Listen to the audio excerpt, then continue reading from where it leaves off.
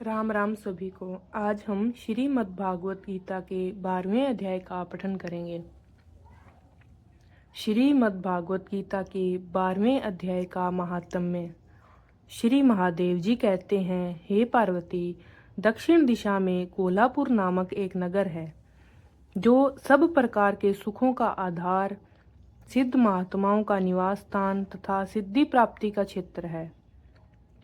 वह पराशक्ति भगवती लक्ष्मी का प्रधान पीठ है।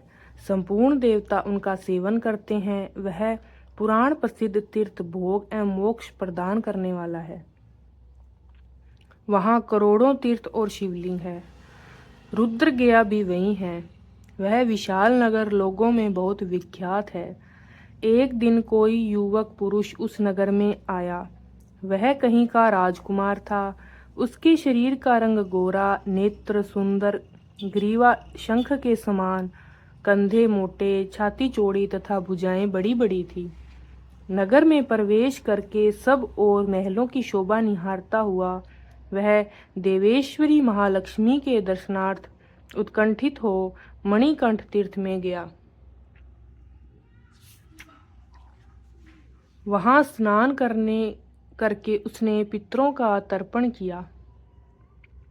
फिर महामाया महालक्ष्मी जी को प्रणाम करके भक्ति पूर्वक स्तवन करना आरंभ किया। राजकुमार बोला, जिसके हृदय में असीम दया भरी हुई है, जो समस्त कामनाओं को देती हुई तथा अपने कटाक्ष मात्र से सारे जगत की सृष्टि पालन और संहार करती है, उस जगत माता महालक्ष्मी की जय हो। जिस शक्ति के सहारे उसी के आदेश के अनुसार परमेष्टि ब्रह्मा सृष्टि करते हैं, भगवान अच्युत जगत का पालन करते हैं तथा भगवान रुद्र अखिल विश्व का संहार करते हैं, उस सृष्टि पालन और संहार की शक्ति से संपन्न भगवती परम शक्ति को मैं नमन करता हूँ। कमले, योगी जन तुम्हारे चरण कमलों का चिंतन करते हैं। कमला ले, तुम अपने स्वाभाविक सत्ता से ही हो हमारे समस्त इंद्रिय गोचर को, विषयों को जानती हो। तुम ही कल्पनाओं के समूह को तथा उसका संकल्प करने वाले से मन को उत्पन्न करती हो। इच्छा शक्ति, ज्ञान शक्ति और क्रिया शक्ति, ये सब तुम्हारे ही रूप हैं। तुम परम ज्ञान रूपिणी हो। तुम्हारा स्वरूप निष्कल, निर्मल, नित्य, निराकार, निरंजन, अंतरहित, आंतक शून्य, आलंबहीन तथा निरामय है। हे देवी, तुम्हारी महिमा का वर्णन करने में कौन समर्थ हो सकता है, जो 60 चक्रों का भेदन करके अंतःकरण में 12 स्थानों में विहार करती है। अनाहत ध्वनि, बिंदु, नाद और कला, ये जिसके स्वरूप हैं, उस माता महालक्ष्मी को मैं प्रणाम करता हूँ। माता, तुम अपने मुख रूपी पूर्ण चंद्रमा से प्रकट होने वाले अमृत राशि को बहाया करती हो। तुम ही परा, पश्यंती, मध्यमा और विखेरी नामक वाणी हो। मैं तुम्हें नमस्कार करता हूँ। हे देवी, तुम जगत की रक्षा के लिए अनेक रूप धारण किया करती हो। अंबिके, तुम ही ब्राह्मी, वैष्णवी तथा महेश्वरी शक्ति हो। वाराही, महालक्ष्मी, नारी सिंही, ऐन्द्री, कौमारी, चंडिका, जगत को पवित्र करने वाली लक्ष्मी, जगत माता, चंद्रकला तथा रोहिणी भी तुम ही हो। परमेश्वरी, तुम भक्तों का मनोरथ पूर्ण करने के लिए कल्प लता के समान हो। मुझ पर प्रसन्न हो जाओ। उसके इस प्रकार स्तुति करने पर भगवती महालक्ष्मी अपना साक्षात रूप धारण करके बोली, राजकुमार, मैं तुमसे प्रसन्न हूँ। तुम कोई उत्तम वर मांगो। राजपुत्र बोला, माँ, मेरे पिता राजा बृहद्रथ अश्वमेघ नामक महान यज्ञ का अनुष्ठान कर रहे थे। वे देव योग से रोगग्रस्त होकर सर्वगामी हो गए। इसी बीच में यूप में बंधे हुए मेरे यज्ञ संबंधी घोड़े को, जो समूची पृथ्वी की परिक्रमा करके लौटा था, किसी ने रात्रि में बंधन काटकर कहीं अन्यत्र पहुंचा दिया। उसी की खोज में मैंने कुछ लोगों को भेजा था, किंतु वे कहीं भी उसका पता न पाकर खाली हाथ लौट आए हैं। तब मैं ऋषि जोशों से आज्ञा लेकर तुम्हारी शरण में आया हूँ। देवी, यदि तुम मुझ पर प्रसन्न हो तो मेरे यज्ञ का घोड़ा मुझे मिल जाए, जिससे मेरा यज्ञ पूर्ण हो जाए। तभी मैं अपने पिता महाराज का ऋण उतार सकूंगा।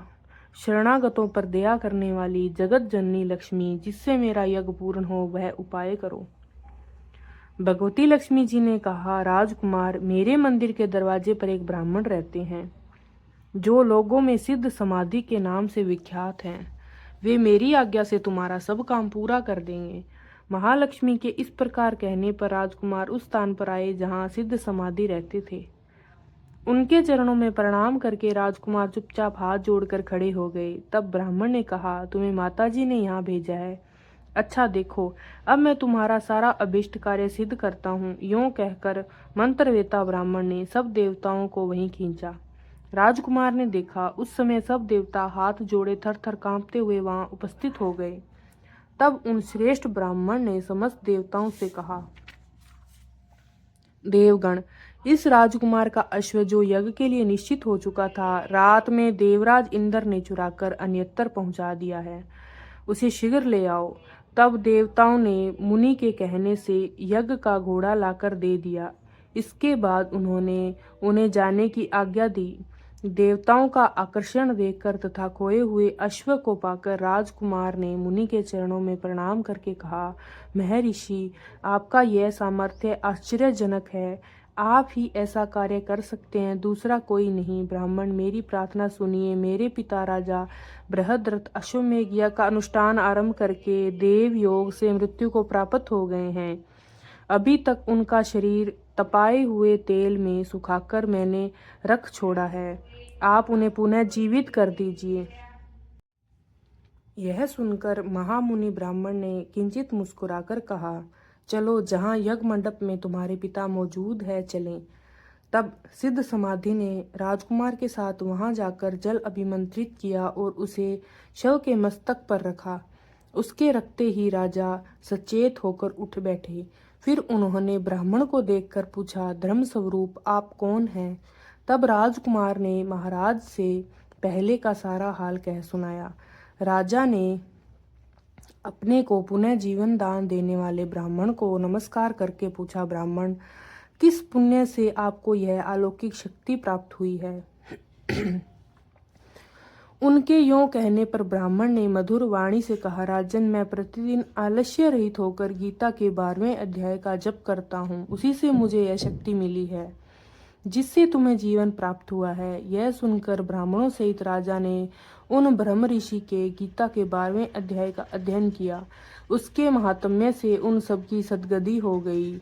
दूसरे दूसरे जीव भी उसके पाठ से परम मोक्ष को प्राप्त हो चुके हैं। ओम श्री परमात्मने नमः। 12वां अध्याय। इस प्रकार भगवान के वचनों को सुनकर अर्जुन बोले, हे मनमोहन, जो अनन्य प्रेमी भक्तजन इस पूर्वोक्त प्रकार से निरंतर आपके भजन ध्यान में लगे हुए हैं, आप सगुण रूप परमेश्वर को अति श्रेष्ठ भाव से उपासते हैं और जो अविनाशी सच्चिदानंद घन निराकार को ही उपासते हैं, उन दोनों प्रकार के भक्तों में अति उत्तम योग्यता वेता कौन है? इस प्रकार अर्जुन के पूछने पर श्री कृष्ण भगवान बोले, हे अर्जुन, मेरे में मन को एकाग्र करके निरंतर मेरे भजन ध्यान में लगे हुए जो भक्तजन अतिशय श्रेष्ठ श्रद्धा से युक्त हुए मुझ सगुण रूप परमेश्वर को भजते हैं, वे मेरे को योगियों में भी अति उत्तम और योगी मान्य हैं। अर्थात उनको मैं अति श्रेष्ठ मानता हूँ। और जो पुरुष इंद्रियों के समुदाय को अच्छी प्रकार वश में करके मन बुद्धि से परे सर्वव्यापी अकथनीय स्वरूप और सदा एक रस रहने वाले नित्य अचल निराकार अविनाशी सच्चिदानंद घन ब्रह्मा को निरंतर एक ही भाव से ध्यान करते हुए उपासते हैं, वे संपूर्ण भूतों के हित में रत हुए और सब में समान भाव वाले योगी भी मेरे को ही प्राप्त होते हैं। किंतु उन सच्चिदानंद घन निराकार ब्रह्मा में आसक्त हुए चित्त वाले पुरुषों के साधन में क्लेश अर्थात परिश्रम विशेष है, क्योंकि देह अभिमानियों में से अव्यक्ति विषय गति दुख पूर्वक प्राप्त की जाती है। अर्थात जब तक शरीर में अभिमान रहता है तब तक शुद्ध सच्चिदानंद घन निराकार ब्रह्मा में स्थित होना कठिन है। और जो मेरे परायण हुए भक्तजन संपूर्ण कर्मों को मेरे में अर्पण करके मुझ सगुण रूप परमेश्वर को ही तेल धारा के सदृश अनन्य ध्यान योग से निरंतर चिंतन करते हुए भजते हैं।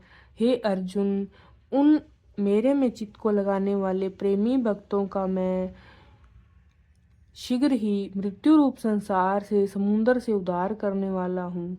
इसलिए हे अर्जुन, तू मेरे में मन को लगा, मेरे में ही बुद्धि को लगा। इसके उपरांत तू मेरे में ही निवास करेगा, अर्थात मेरे को ही प्राप्त होगा। इसमें कुछ भी संशय नहीं है। यदि तू मन को मेरे में अचल स्थापना करने के लिए समर्थ नहीं है तो हे अर्जुन, अभ्यास रूप योग के द्वारा मेरे को प्राप्त होने के लिए इच्छा कर। यदि तू ऊपर कहे हुए अभ्यास में भी असमर्थ है तो केवल मेरे लिए कर्म करने के ही परायण हो। भगवान के नाम और गुणों का श्रवण, कीर्तन, मनन तथा श्वास के द्वारा जप और भगवत प्राप्ति विषयक शास्त्रों का पठन पाठन इत्यादि चेष्टाएं भगवत प्राप्ति के लिए बारंबार करने का नाम ही अभ्यास है। स्वार्थ को त्याग कर तथा परमेश्वर को ही परम आश्रय और परम गति समझकर निष्काम प्रेम भाव से सती शिरोमणि पतिव्रता स्त्री की भांति मन, वाणी और शरीर द्वारा परमेश्वर के लिए ही यज्ञ, दान, तपादि संपूर्ण कर्तव्य कर्मों को करने का नाम भागवत अर्थ कर्म के परायण होना है।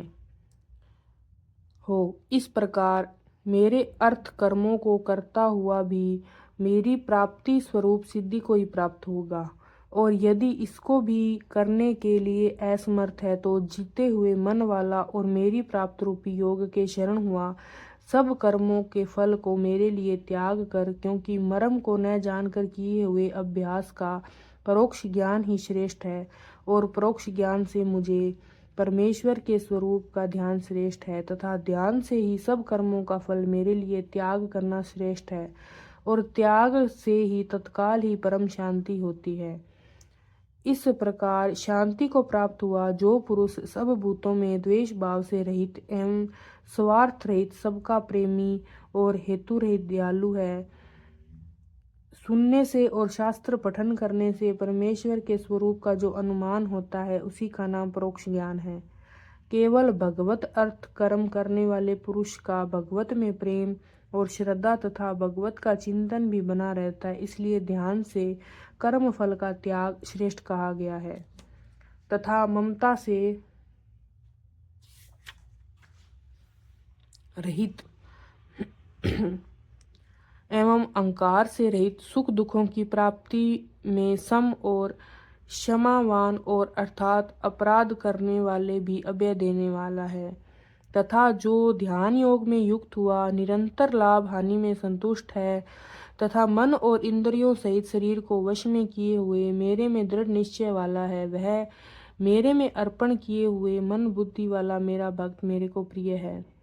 जिससे कोई भी जीव उद्वेग को प्राप्त नहीं होता और जो स्वयं भी किसी जीव के उद्वेग को प्राप्त नहीं होता है, तथा जो हर्ष अमर्ष दूसरे की उन्नति देकर संताप होने का नाम अमर्ष है, भय और उद्वेग आदि से रहित है, वह भक्त मेरे को प्रिय है।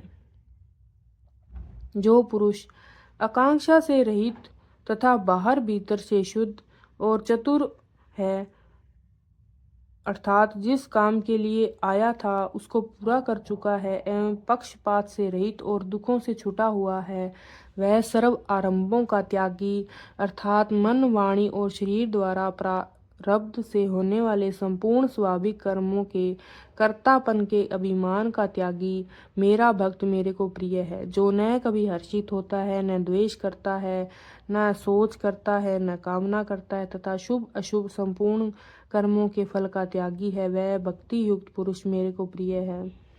जो पुरुष शत्रु मित्र में और मान अपमान में सम है, तथा सर्दी गर्मी और सुख दुख द्वंद्वों में सम है, और संसार में आसक्ति से रहित है, तथा जो निंदा स्तुति को समान समझने वाला और मननशील है, अर्थात ईश्वर के स्वरूप का निरंतर मनन करने वाला है, एवं जिस प्रकार से भी शरीर निर्वाह होने पर सदा ही संतुष्ट है, रहने के स्थान में ममता से रहित है, वह स्थिर बुद्धि वाला भक्तिमान पुरुष मेरे को प्रिय है।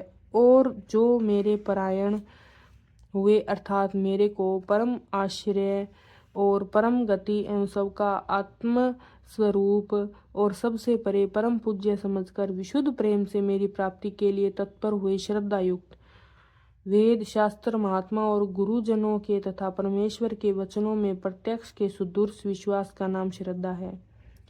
तत्पर हुए श्रद्धा युक्त पुरुष इस ऊपर कहे हुए धर्मस्य अमृत को निष्काम भाव से सेवन करते हैं। वे भक्त मेरे को अतिशय प्रिय हैं।